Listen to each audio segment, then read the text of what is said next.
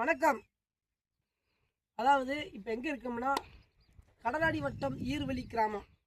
அந்த ஊராட்சியில் இருக்கிற 190 இந்த சர்வே நம்பரில் இருக்கிற மிகப்பெரிய ஏரி. இதில் இருந்து எங்கெங்கே போகுது இந்த ஏரி? தொடங்குற இடம்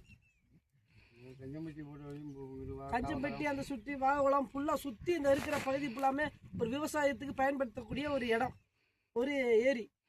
இந்த ஏரியில் என்ன நம்ம இப்போ பிரச்சனைனா, உயர்நீதிமன்ற உத்தரவின்படி கருவ மரங்களை அகற்றி ஆழப்படுத்தணும். கோடை நேரத்தில் வர்ற தண்ணிகளை சேமிச்சு வைக்கணும். கால்நடைகளுக்கும் சுற்றி இருக்கிற மக்களுக்கும் மிகப்பெரிய நீர் ஆதாரமாக இருக்குது இந்த ஈர்வெளியுடைய கம்மா. இந்த கம்மாவை முறைப்படி உயர்நீதிமன்றத்தின்படி உத்தரவு கொடுத்துருக்காங்க. இப்படி ஜூன் மாதத்துக்குள்ள இருக்கிற கருவ மரத்தை ஃபுல்லாக அகற்றணும் அப்படின்னு சொல்லி கொடுத்துருந்தாங்க. ஆனால் இது வரைக்கும் எந்த நடவடிக்கையும் இதுக்கு முன்னாடி திமுக அரசு எடுக்கலை. ஆனால் தாவேக அரசு இதை எடுக்கும் அப்படின்னு நாங்கள் நம்பி முறைப்படி நம்ம முதலமைச்சர் தனிப்பிரிவுக்கு நம்ம மனுவாக அனுப்பியிருக்கோம். அதை தொடர்ந்து நாங்களும் இந்த மக்களுக்கு இந்த விஷயங்கள் தெரியட்டுமே, மாண்புமிகு முதலமைச்சர் அமைச்சர் பெருமக்களுக்கு இந்த விஷயங்கள் தெரியட்டுமேன்னு காணொலி மூலியமாக உங்களுக்கு அறிவிக்கிறோம். இதோடைய விளைவு என்னன்னா, கருவ மரங்கள் சூழ்ந்திருக்கிறதுனால நீர் போக்குவரத்து சரியாக வர்றது கிடையாது. அங்கங்கே தட்டு நின்றுக்கிறது. அதுவும் இல்லாமல் ஓடைகளை தாண்டி வெளியில நீர் போய் குடியிருப்புக்குள்ள போயிருது. நீர் வீணாக போயிருது, சேமிச்சு வைக்க முடியல. அதனால ஆடு மாடுகளுக்கும் தண்ணி இல்லை. பக்கத்தில் இருக்கிற ஆயிரக்கணக்கான ஏக்கர்கள்ல விவசாய நிலங்கள் இருக்குது, வயல்கள் எல்லாமே. அந்த வயல்களுக்கு முறையா போய் தண்ணியும் சேர்றதில்லை. அதனால விவசாய பெருங்குடி மக்களும் மிகப்பெரிய கஷ்டத்துல இருக்கிறோம். இதை கண்டிச்சு நம்ம சுற்றி இருக்கிற மக்கள் தனி மனித போராட்டம், உண்ணாவிரத போராட்டமா எடுத்திருந்தாங்க. இந்த ஓடைகளை சரி செய்யணும், கருவ மரங்களை அகற்றணும், ஆக்கிரமிப்புகளை அகற்றணும் அப்படின்னு சொல்லி பண்ணியிருந்தோம். ஆனால் திமுக அரசால எந்த நடவடிக்கையும் எடுக்க முடியல. ஆனால் தாவேக அரசு அதை எடுக்கும் அப்படின்னு நாங்கள் நம்புகிறோம்.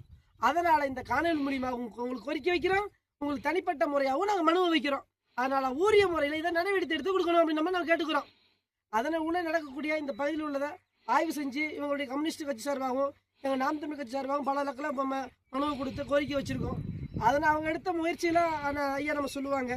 சொல்லுங்கப்பா, இதனுடைய விஷயங்களை பற்றி சொல்லுங்கள். இந்த ஏரியா ஓடை மக்களுக்கு ஒரு பயன் தரக்கூடிய ஒரு ஓடை. இந்த இருக்கிற கால்வாய் இந்த ஒரு 10 கூட தண்ணிகள் தேங்கி வச்சா அதில் திறந்து விட்டு இந்த ஈழி வயக்காடுகளுக்கு பூராமே எல்லாமைக்கு போக வேண்டியது. ஆனால் முறைப்படி இப்போ பார்த்தீங்கன்னா ஆலையும் கூடயும் ஒரு காலத்தில் தண்ணி இதை தேக்கி வச்சிருந்த காலங்கள்லாம் இருந்துச்சு. ஆனால் இன்றைக்கி கருவிகள் மண்டி பூரா அந்த ஏரியா முறையான கரையில் உயர்த்தாமல் தண்ணி வரத்து இல்லாமல் வீணாக போயிடுது. சமயத்தில் கூட 2 வருஷத்துக்கு முன்னால் அந்த 10 கம்மாய்களை மறுகால் விட்டதில் பாவக்குளம், புதுக்குளம் இது போன்ற கம்மாய்களில் வைகை நீர் அவர்கள் திறந்து விட்டதில் சாயலுடி உள்ளேயெல்லாம் போன தண்ணி போச்சு. சாயலுடியே தண்ணி கிளம்பிங்கி நம்ம லேடிஸு ஸ்கூலெல்லாம் பெண்கள்லாம் படிக்க முடியாத அளவுக்கு இருப்பது தண்ணி கிடைக்கும். அதனால் அந்த காம்பவுண்டு சுவர்கள்லாம் உடஞ்சி அந்த பகுதியில் இருக்கிற அந்த முறையான ஓடை கட்டவில்லை. சந்திரவேலா ஓடை என்பது 80 அடி 90 அடிக்கு உள்ள ஓடை அகலப்படுத்தாமல் அதில் ஆக்கிரம் பண்ணி குடியிருப்புகள்லாம் அந்த பகுதியில் இருக்குது. அதை முறைப்படி வெட்டி அந்த ஓடை என்பது சாலடி செக்போஸ்ட் லைனில் போய் ஜலந்த கொள்ளையில் போய் அங்கே கடலில் போய் கடக்கிறது. அங்கே வரையும் அந்த ஓடை புறம்போக்கு இருக்குது. ஆனால் தனிநபருடைய ஆக்கிரமிப்பால் அந்த ஓடைகளை ஆக்கிரம் பண்ணி வச்சுருக்காங்க.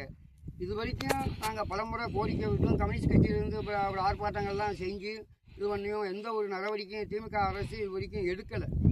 அவங்க எந்த மக்களுடைய கீழே உள்ள கோரிக்கைகளை அவங்க செவிசாய்க்காமல் ஒரு கார்பரேட்டுத்தனமான ஒரு அரசாங்கம் செய்ததுனால அதனுடைய விளைவு இன்றைக்கி சாயல்குடியில் தண்ணிகள் போக முடியாமல் தேங்கி போடைகளை வெட்ட முடியாமல் இருக்குது. அது முறைப்படி இப்போ புதுசாக வந்த தாவேக அரசாங்கம், விஜய் அரசாங்கம் மக்களுடைய அடிப்படை வசதிகளை நல்ல முறையில் செய்வோம் என்று அவங்க சொல்லியிருக்கிற காரணத்தினால இதை முறைப்படி செய்வார்கள் என்று நம்பி இந்த கோரிக்கையை நாங்கள் இந்த அரசாங்கத்துக்கு வைக்கிறோம்.